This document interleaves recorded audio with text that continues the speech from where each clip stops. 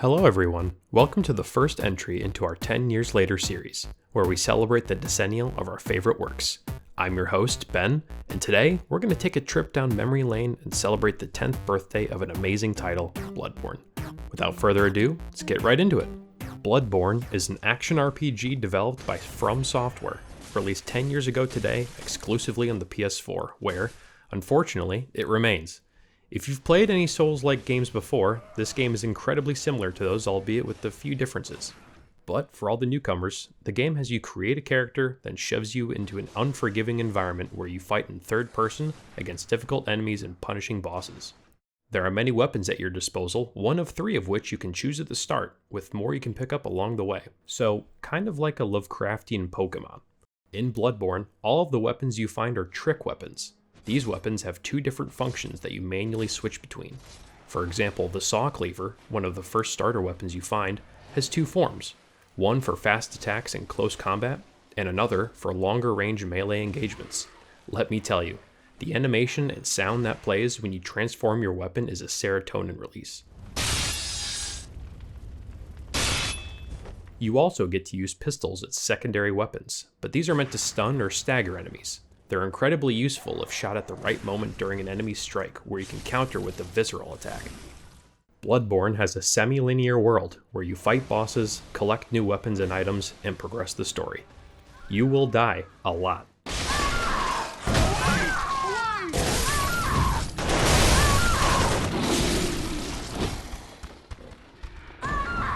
Dying is extremely common in Bloodborne, among other Souls-likes. This game is unique, however, for having a hub world that you can spawn back into, called the Hunter's Dream. Here, you can level up your character and weapons, buy new items, and respawn at different lamps you discover along the way. In case you weren't already aware by looking at the footage, this game is hauntingly beautiful. The game's art design and world is heavily inspired by Europe's Victorian and Gothic era. The weapons include swords, sabers, and flintlock pistols.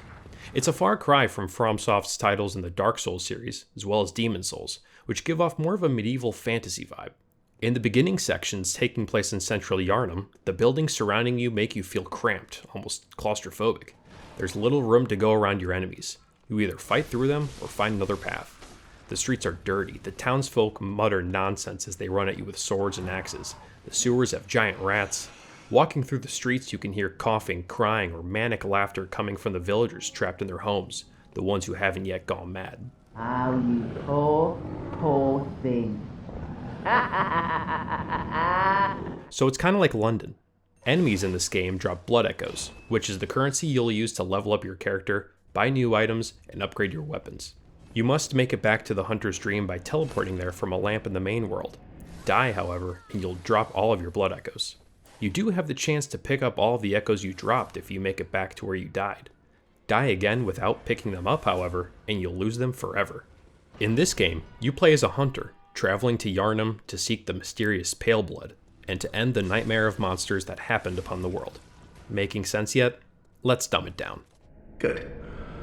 All signed and sealed. Some old dude asks you to sign a contract, he performs a redneck blood transfusion on you, start seeing weird stuff, then promptly die to the old man's pet dog in the basement.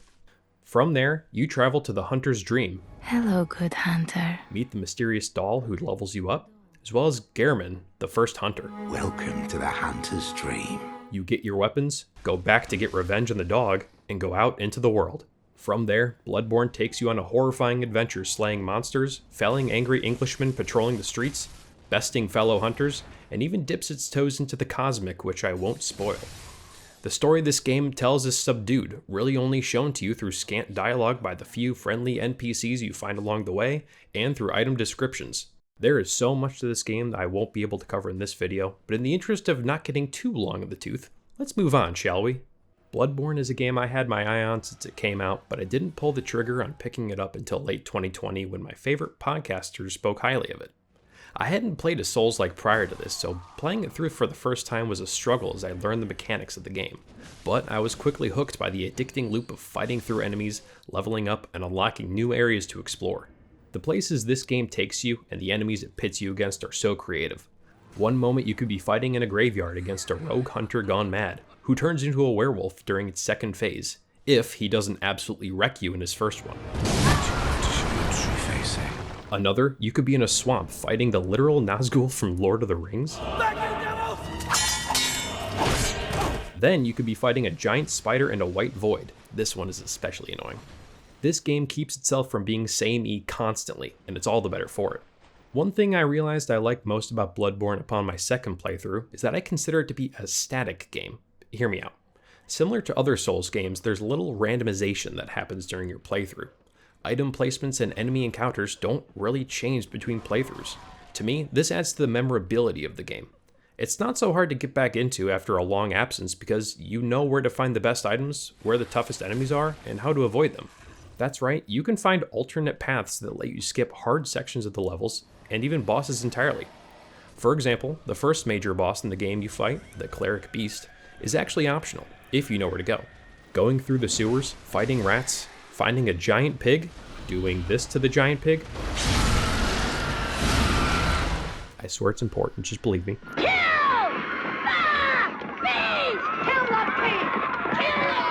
And past the mobs who are waiting to ambush you across the other side of the bridge can lead you to the first required boss, Father Gascoigne, the werewolf dude I mentioned earlier. On top of this, Bloodborne is filled with nooks and crannies everywhere, and coming back to this game 4 years later, I'm still finding things I've never even seen before. And while nothing beats the first playthrough, where you discover all of the things for the first time, playing through the game with a different weapon adds to the game's replayability, mainly because they're all so much fun to use. For my recent run, I started out with the old reliable saw cleaver, but once I was a higher level I went and got the whirligig saw, really because it's super fun to use it as a lawnmower. Another thing I love about this game is the music, and sometimes the lack thereof. In the beginning sections as you walk through the streets of Yharnam, there is no music. All you hear are the sounds of the environment around you.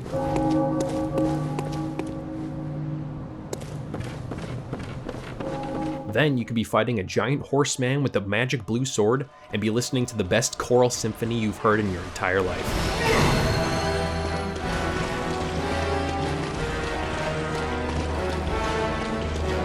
Speaking of, this boss fight pits you against Ludwig from the game's Old Hunters DLC, which was released later in 2015.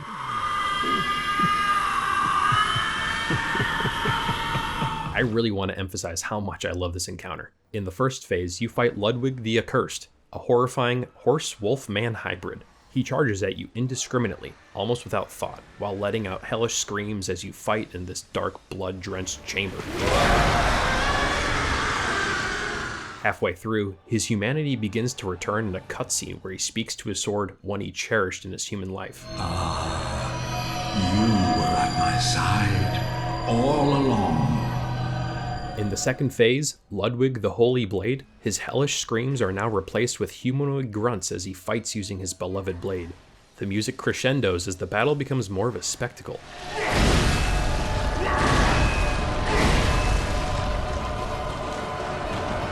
If it couldn't get any more cooler, an interesting non-communicative mechanic is that during his first phase as a beast, like most other beast creatures in Bloodborne, he's weak to serrated blade weapons such as the saw cleaver.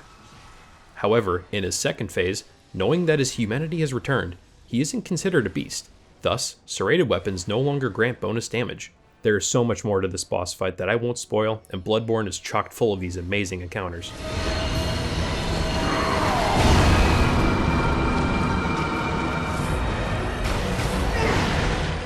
If you play through the game, which you definitely should, you may have a few theories as to what happened in your 30-ish hours to complete it.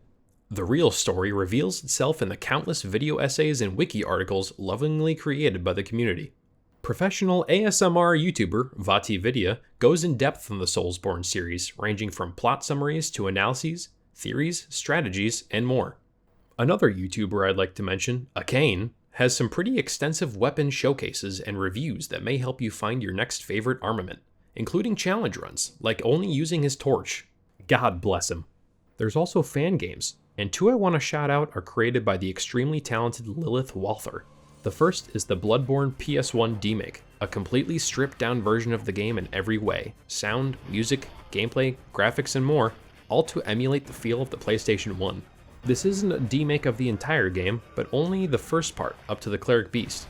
The next is Nightmare Kart, a racing game made in the same style as the demake project, which is free on Steam. In addition to fan games, the internet is full of fan art, animations, theories, cosplay, raps, Bloodborne, we were born in blood. Snuff all of your torches and throw up your hoods. Bloodborne, we were born in blood. Now we rise from the dark like morning wood. and more. Bloodborne transcends the screen into the physical realm in the form of Titan comic series, starting with The Death of Sleep, which I have. It's a great read, with beautiful art and smart writing. While it doesn't follow the story one-to-one, it does heavily reference the characters and monsters you meet along the way. On top of that, Sony is reportedly gearing up to make a Bloodborne movie starring Bill Skarsgård, and directed by Adam Wingard, who's directed such classics as Godzilla vs. Kong, Godzilla x Kong, A New Empire, and... oh god.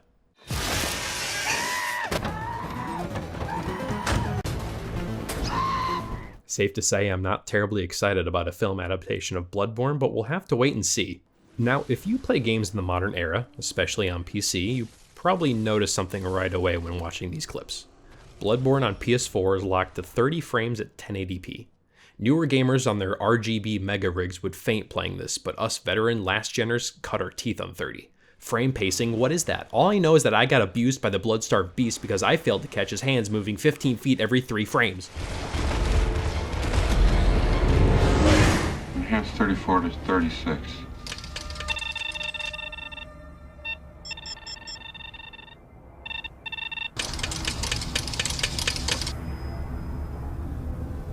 If this game speaks to you, but you wouldn't be caught dead playing it in its official state, you could turn to the world of emulation. Huge strides have been made emulating Bloodborne on PC via Shad PS4, and in such short time. Just middle of last year was this game only bootable on PC, where the game would chug, lights would flicker, and your character would run around with no textures until it would ultimately crash. But just this January, the newest emulator update allowed the full game to be playable, start to finish, in 60 frames. On top of that, people have even made mods to improve the game's lighting, performance, and textures.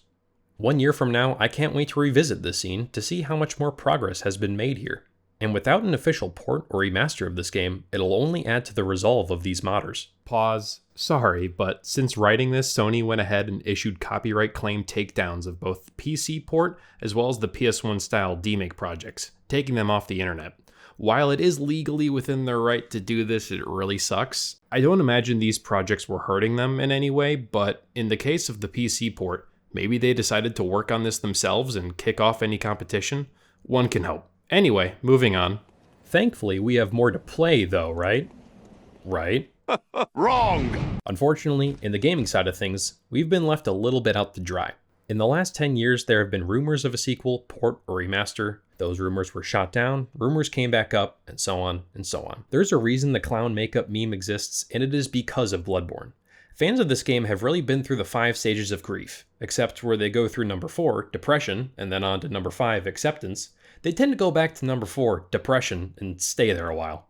Since Bloodborne came out, they went back to Dark Souls with their 3rd release the following year, then Sekiro: Shadows Die Twice in 2019. In 2022, as we all know, they dropped the Elden Ring bomb upon us, and the world has been infatuated with that IP ever since.